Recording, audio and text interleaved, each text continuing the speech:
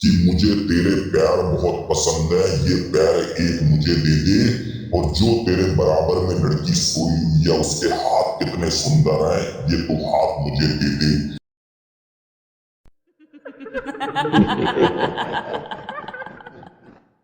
आप सबको मेरी नमस्कार। मेरा नाम है अजय। मैं इस चैनल में आपको कहानियां सुनाता हूं, कभी हॉरर स्टोरी लेकर आता हूं तो कभी देवकीय चमत्कार किस्से सुनाता हूं।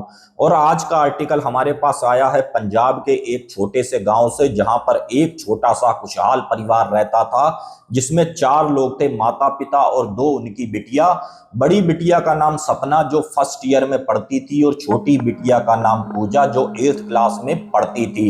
अब यहाँ पर पूजा अपने मम्मी पापा से ये कहती है कि पापा, हर बार का मेरा बर्थडे आप काफी अच्छे से सेलिब्रेट करते थे, और इस बार का क्या आपके मन की सोच है, क्या विचार है, क्योंकि मेरा बर्थडे 3-4 दिन के बाद है। तो यहाँ पर इसकी मम्मी का ये कहना था कि बेटे देखो, तुम्हें पता है हमारे एक रिश्तेदार की डेथ हो गई है। अगर हम तुम्हारा बर्थडे काफी अच्छे से सेलिब्रेट करेंगे तो उनके परिवार को बुरा लगेगा, और इस बार का बर्थडे हम ये सोच रहे हैं, छोटा सा एक तुम्हारे लिए केक ले आएंगे, 2-1 बच्चे तुम अपने एज के बुला लेना और अपना बर्थडे सेलिब्रेट कर लेना। पूजा भी इस बात को समझ जाती है और अपने मम्मी पापा से जिद नहीं करती, लेकिन सपना ये कहती है कि मम्मी, अगर हो सके तो मैं भी अपने 2-1 फ्रेंड को बुला लूं, क्योंकि 2-3 लोगों से बर्थडे का मजा नहीं आएगा। तो यहाँ पर इसकी मम्मी भी कहती है ठीक है बेटा, बुला ले तू भी अपनी सहेलियों को। ये तुरंत रेखा और सोनी को फोन कर देती है कि ऐसा करो कि आज की शाम हमारे घर में आ जाना, और अपने घर में ये बोल देना कि मैं सपना के यहाँ रुकूंगी और मैं रात भर नहीं आएंगे हम लोग। और इसकी सहेलियां भी यही बात करती हैं, अपने घर में बोल कर चली आती हैं कि आज की रात हम सपना के घर रुकेंगे। और ये इनके घर आती है, अच्छे से बर्थडे सेलिब्रेट होता है, बढ़िया से इनका खाना पीना यहाँ पर निपटता है। तो यहाँ पर पूजा की मम्मी ये कहती है कि ठीक है बेटा, ऐसा करो, पूजा मेरे पास सो जाएगी और तुम तीनों बहनें इस कमरे में सो जाओ, डबल बेड लगाए, और कोई भी किसी चीज की परेशानी हो तो बेटा मुझे बता देना, बेझिझक होके किसी बात को शर्माना मत। तो यहाँ पर ये गुड नाइट होता है तीनों का। ठीक है आंटी, अब हम सोने जा रहे हैं। अब आपको पता है भाई, अगर 3 फ्रेंड हैं, 4 फ्रेंड हैं, तो एकदम से नींद भी नहीं आती। काफी दूर दूर के किस्से निकल कर आते हैं, काफी कहानियां चलती हैं, काफी बातें चलती हैं। और ये सब बातें करते करते इनको लगभग 11 साढ़े 11 बज गए। अब जैसे ही 11:30 बजे हैं तो इन्होंने कुछ भूतिया बातें चालू कर दी, आधा घंटा उसमें बीता। तो यहाँ पर रेखा एकदम से बोली, दोनों को रोक कर, सोनी और सपना को, कि देखो बहने, मैं तुमसे एक बात कहना चाहती हूँ। मुझे 7 महीने से एक ही तरह का सपना आ रहा है, और मेरे सपने में एक काफी भयानक आदमी आता है, जिसका चेहरा काफी ज्यादा डरावना है, और मुझे ये कहता है कि तुझे तो मैं अपने साथ ले जाऊंगा, और मुझे तेरा एक हाथ बहुत पसंद है, मुझे तेरा एक पैर बहुत पसंद है, ये तू मुझको दे दे। अब ये जैसे ही सपने में मुझे बोलता है तो मैं चीख कर काफी तेज उठती हूँ। अगर मैं इस घर में चीखूं, अगर चिल्लाऊं, तो बहनों तुम डरना मत, कल को ये मत सोचना कि भाई रेखा को क्या हो गया। तो यहाँ पर सपना कहती है ठीक है भाई, अगर ऐसी कोई बात है हम तेरे को नहीं कुछ कहेंगे, तू अपना आराम से सो। अगर कोई ऐसी बात है तो देख रेखा, तुझे हमें बताने के बजाय अपने मम्मी पापा को ये बात डिस्कस करनी चाहिए थी। यहाँ पर रेखा बोली कि मैंने सारी बातें अपने घर में बताई, वो विश्वास ही नहीं करते। उनका ये कहना है कि भूत प्रेत आत्मा कुछ भी नहीं होते, ये सब बेकार की बातें हैं। अब यहाँ पर तीनों आपस में एक दूसरे को गुड नाइट बोलते हैं और ये कहते हैं ठीक है जी, अब हम सो रहे हैं। और होता क्या है, यहाँ पर मुश्किल से अभी घंटा आधा बीता है तो सपना की आंख खुलती है। और सपना की भी एक आदत थी कि रात में उठकर एक बार उसने पानी जरूर पीना है, और उसकी मम्मी भी एक जग एक गिलास रख देती है इनके बराबर में कि सपना को रात को परेशानी ना हो। अब जैसे ही सपना ने गिलास में पानी किया है और इस तरीके से पीने को ही थी, तो ठीक दरवाजे के सामने उसको परछाई सी खड़ी हुई दिखी, क्योंकि जो कमरे में था एक 0 वाट का बल्ब लगा था, उसी की नीली नीली रोशनी में उसको एक परछाई सी दिखी। पहले तो सपना ने यह सोचा कि शायद मेरे मन का वहम हो, भाई हमारे घर में कौन आएगा, बराबर वाले कमरे में मम्मी पापा सो रहे हैं। लेकिन जैसे ही वो जो साया भी था वो धीरे धीरे इसके जब पास आने लगा, तो इस चीज को सपना भी देखकर थोड़ा सा हिप्नोटाइज हो गई। उस प्रेत ने इसको अपने उसमें हिप्नोटाइज कर लिया और ये बस इस तरीके से देख रही है और गिलास इसके हाथ में है। और वो प्रेत जैसे इसके पास आया और एक बात ये बोला कि मुझे तेरे पैर बहुत पसंद है, ये पैर एक मुझे दे दे, और जो तेरे बराबर में लड़की सोई हुई है उसके हाथ कितने सुंदर हैं, ये तू हाथ मुझे दे दे। इतना उसने कहा है और एकदम से काफी तेज तेज आवाज में हंसने लगा। अब ये जैसे ही हंसा है तो एकदम से सपना की चीख निकली और यहाँ पर रेखा भी उठी और सोनी भी उठी। अब यहाँ पर सपना बोली कि मुझे ऐसे ऐसे सपना दिखा है, तो सोनी बोली कि भाई यह सेम टू सेम सपना तो मुझे भी दिखा है। लगता है ये रेखा ने जो हमें बताया हम उसी बातों को सोचते रह गए, जो इसका लंगड़ा भूत था वो हमारे भी सपने में आ गया। और यहाँ पर सोनी के मन में पता नहीं क्या विचार आया, क्या उसके मन में आई, उसने एकदम से ऐसे मुंह करके कहा, अरे भूत जी, अगर आप लंगड़े हो तो भाई एक पैर से चलते हो, एक हाथ से काम करते हो, तो लाजमी सी बात है आपका एक पैर भी कितना बुरा सड़ गया होगा। मैं आपको अपने दोनों हाथ दे दूंगी, आपको मैं अपने दोनों पैर दे दूंगी, जिससे भाई आप भी अच्छे से चलोगे और अच्छे से दौड़ोगे। और इतना कहा और यहाँ पर भाई सपना भी काफी तेज तेज हंसने लगी और रेखा ये कहती है कि देखो तुम ये गलत कर रहे हो, इस तरीके से भाई मजाक नहीं बनाते। और वो शक्ति से तो मुझे वैसे ही बहुत डर लगता है, 7 महीने से मुझे परेशान कर रही है। भगवान ना करे कल को कोई तुम्हारे साथ घटना घट जाए और उस प्रेत को कोई बात बुरी लग जाए। तो यहाँ पर सपना कहती है चल भाई सारी बातें छोड़, अब हम यहाँ पर सोते हैं, और भैया कल स्कूल वगैरह भी जाना है, खाली इन्हीं सब बातों में लगे रहोगे। और ये फिर से सोने की यहाँ पर कोशिश करते हैं और रात के 3:30 का जैसे ही समय होता है और एकदम से इस बार सोनी चिल्लाई। अब जैसे ही सोनी चिल्लाई है तो सपना भी उठी, रेखा भी उठी। भाई अब तेरे को क्या हो गया? अरे मेरा एक हाथ बड़ा दर्द कर रहा है, ऐसे लग रहा है जैसे पता नहीं क्या हो गया, आज तो ये टूट ही जाएगा, बहुत ज़्यादा दर्द हो रहा है। और आपने भी एक बात काफ़ी बार नोटिस की होगी कि भाई एक हाथ हमारा दर्द होता है, सुन्न हो जाता है, या हमारे पैर की नस चढ़ जाती है जिसकी वजह से दर्द काफ़ी होता है। तो सपना ने भी वही अपना माइंड दौड़ाया, उसने सोचा कि चलो जी इसका हाथ मैं दबाऊं जिसकी वजह से भाई इसको थोड़ा सा आराम मिले।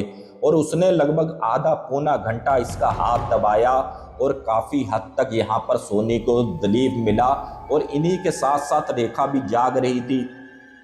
तो यहाँ पर सपना ये बोली कि अब हम सोएंगे नहीं, अब हम ऐसा करते हैं अपने फ़ोन में कोई अच्छी सी मूवी लगाते हैं और वो मूवी ही देखते रहेंगे, जब सोएंगे नहीं तो भाई कोई भी ऐसी चीज़ हमारे सपने में आएगी नहीं।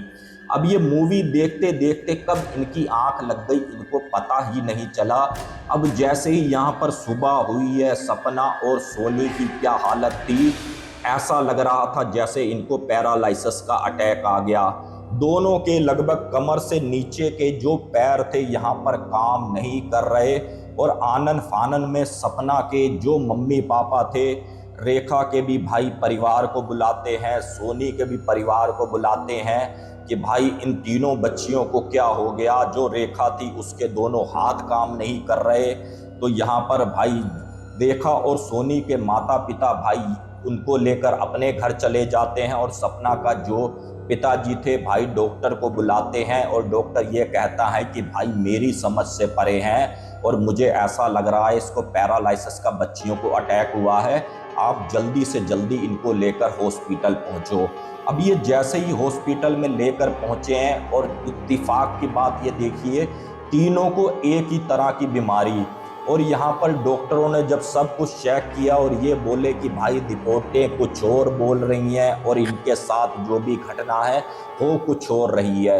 और ये हॉस्पिटल में लगभग 1 से सवा महीना हुई। तो यहाँ पर डॉक्टर ये बोला, देखो बहन जी आप अपनी बच्चियों को घर लेकर जाओ, कब तक यूं ही पैसा फूकते रहोगे।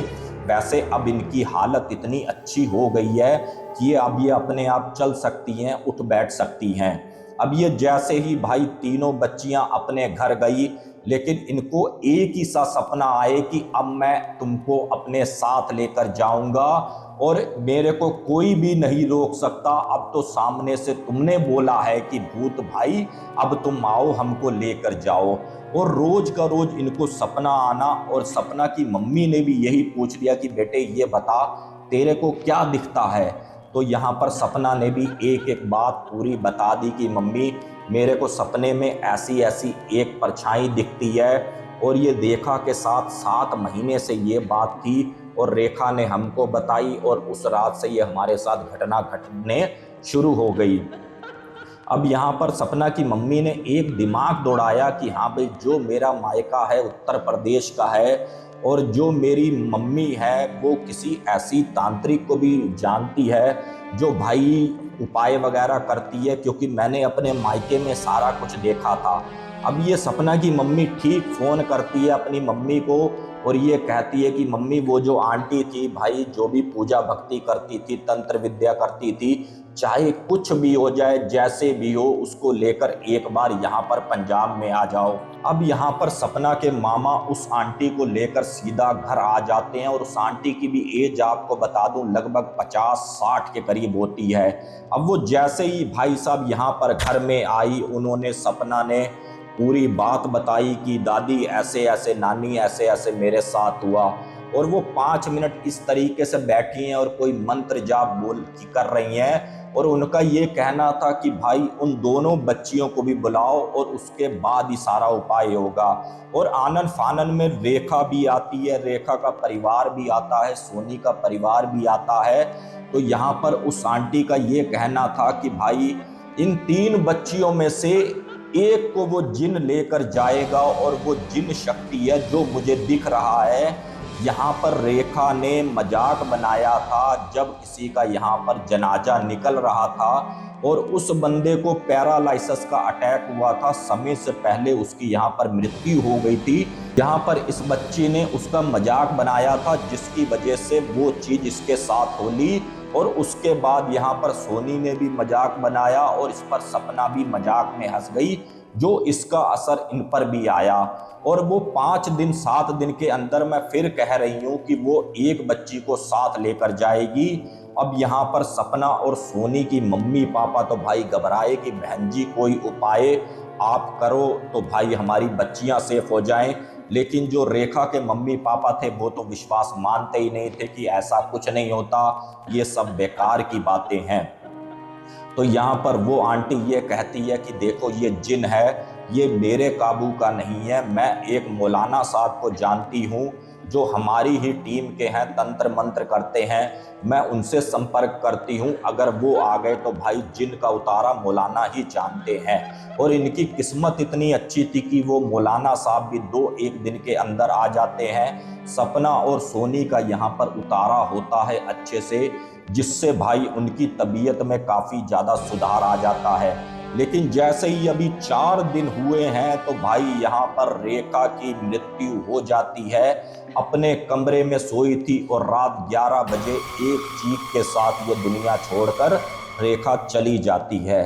अब यहाँ पर रेखा के परिवार को भी काफ़ी ज़्यादा अफसोस हुआ कि काश हम भी इनका कहना मान लेते, जिसकी वजह से हमारी बच्ची बच जाती। तो फ्रेंड्स, इस वीडियो से आपको क्या सीख मिली? अगर किसी का भी जनाजा जा रहा हो, कोई भी जा रहा हो, इस तरीके से व्यक्ति का मजाक नहीं बनाना चाहिए। और काफ़ी बार ऐसा भी होता है कि उसकी आत्मा साथ साथ होती है, कहीं उसको बुरा लग गया तो आपके साथ क्या घटना घट जाए फिर तो भाई या तो भगवान जानता है या तो वो प्रेत शक्ति जानती है। और ये पूरा इंसिडेंट हुआ था लगभग सन 2013 में। और आज की तारीख में भाई सपना भी नॉर्मल है, सोनी भी नॉर्मल है। और ये पूरा आर्टिकल मैं आपको बता दूं, मुझे पूजा ने भेजा है, जिनकी मैरिज सहारनपुर हुई है, और इंस्टाग्राम पर उन्होंने मुझे लिख भेजा और मैंने वैसे ही आपको सुना दिया। बाकी फ्रेंड्स, अगर आज की स्टोरी आपको पसंद आई है तो प्लीज़ चैनल को सब्सक्राइब करें, प्यारा सा कमेंट करें कि ये स्टोरी आप कहाँ से देख रहे हैं। मिलते हैं एक बार फिर से किसी और न्यू हॉरर स्टोरी में। जय हिंद, जय भारत।